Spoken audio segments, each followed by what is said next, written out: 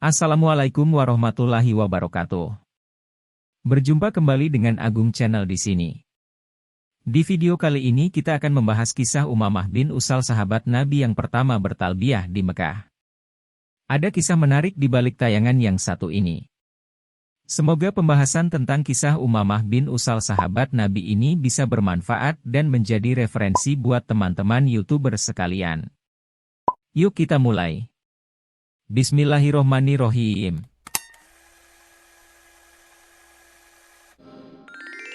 Kisah sahabat Nabi Umamah bin Usal, seorang muslim pertama yang bertalbiyah di Mekah.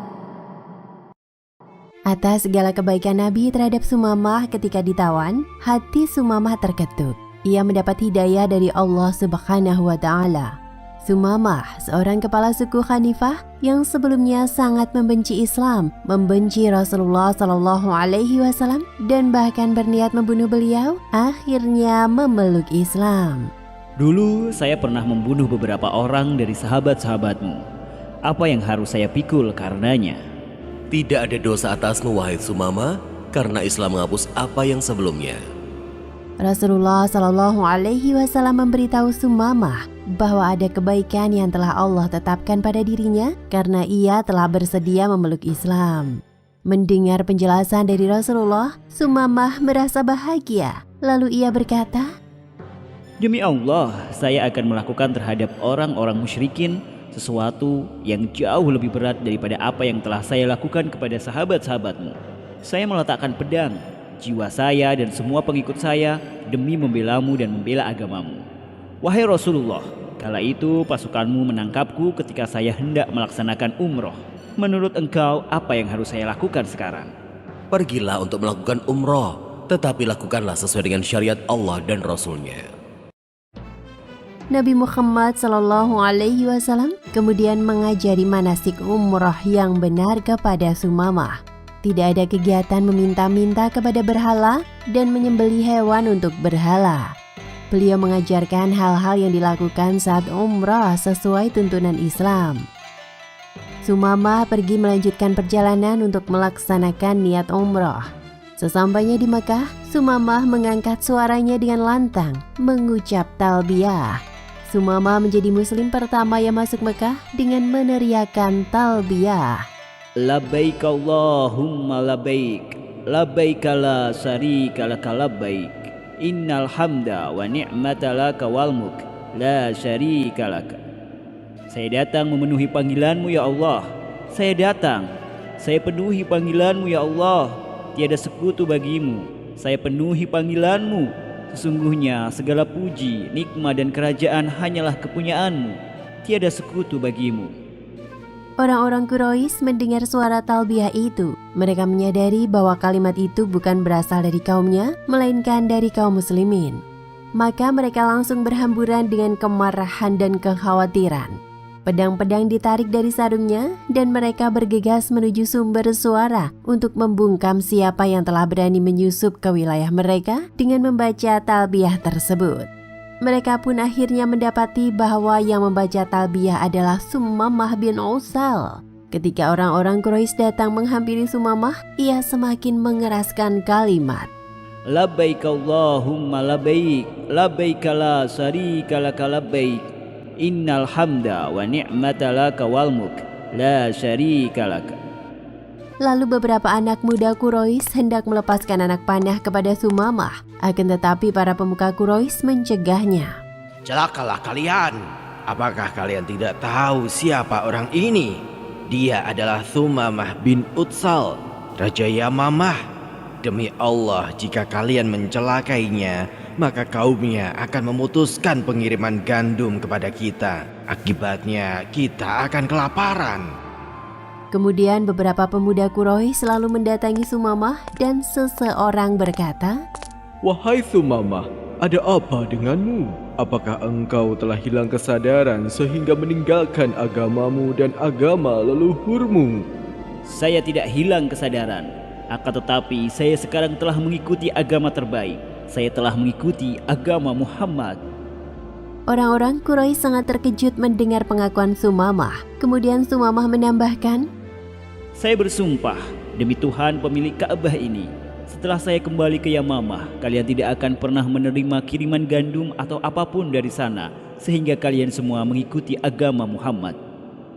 Lalu di hadapan orang-orang Quraisy, Sumamah menjalankan umrah sebagaimana yang diajarkan oleh Rasulullah SAW. Ia juga menyembelih hewan sembelihan di sana sebagai pendekatan diri kepada Allah Subhanahu wa Ta'ala.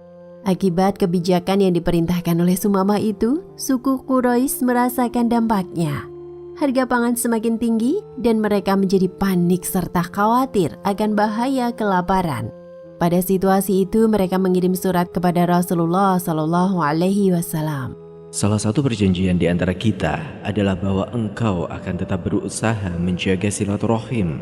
Kini engkau sudah memutuskan hubungan silaturahim ini karena engkau telah membunuh kaum bapak kami dengan pedang dan mematikan anak-anak kami dengan rasa lapar. Sumamah bin Utsal telah memutus pengiriman gandum mereka sehingga hal itu menyulitkan kami. Jika engkau tak keberatan untuk mengirimkan surat kepadanya agar ia tetap mengirimkan apa yang kami butuhkan, maka lakukanlah.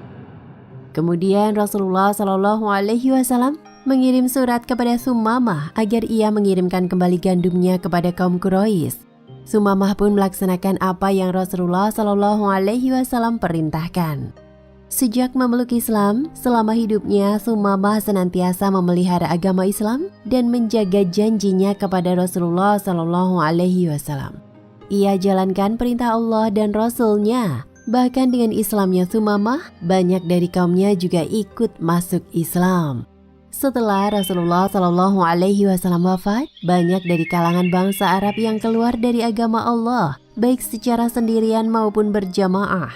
Ada seorang yang mengaku sebagai nabi pada masa Nabi Muhammad SAW masih hidup hingga ajarannya berkembang sampai Rasulullah wafat. Ia adalah Musailamah bin Habib atau dikenal dengan nama Musailamah al-Kazab yang artinya Musailamah si pembohong. Ia berasal dari suku Hanifah. Musailamah mengajak suku Hanifah untuk beriman kepadanya. Sumamah yang mengetahui hal tersebut kemudian berkata kepada kaumnya, Wahai Bani Hanifah, hati-hatilah kalian dengan urusan kegelapan yang tiada cahaya di dalamnya ini. Ketahuilah, demi Allah, ini merupakan bencana bagi orang di antara kalian yang mau mengikutinya.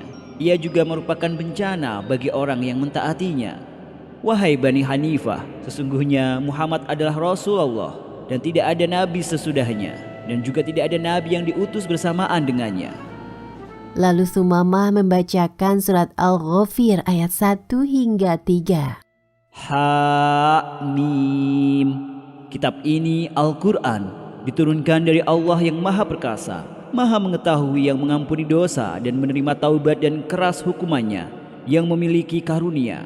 Tidak ada Tuhan selain Dia, hanya kepadanya lah semua makhluk kembali. Sumamah kemudian bersama kaumnya yang masih memeluk ajaran Islam menghindar dari ajaran sesat yang dibawa oleh Musailamah. Dia bersama kaumnya berperang melawan orang-orang yang telah keluar dari ajaran Allah dan Rasul-Nya demi menegakkan Islam di muka bumi. Demikian kisah Sumamah bin Utsal. Hikmah yang bisa diambil dari kisah tadi antara lain, hendaknya kita berani mengungkapkan kebenaran, seperti halnya sikap Sumamah yang berani melakukan umrah secara islami di hadapan orang-orang kafir Quraisy dan berani mengingatkan kaumnya akan kebohongan Musailamah. Wallahu a'lam bishawab. Demikian tampilan kali ini, terima kasih atas perhatiannya.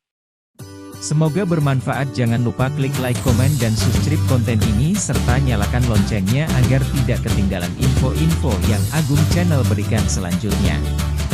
Sekian, wabillahi taufik wal hidayah waridho wal inayah. Wassalamualaikum warahmatullahi wabarakatuh.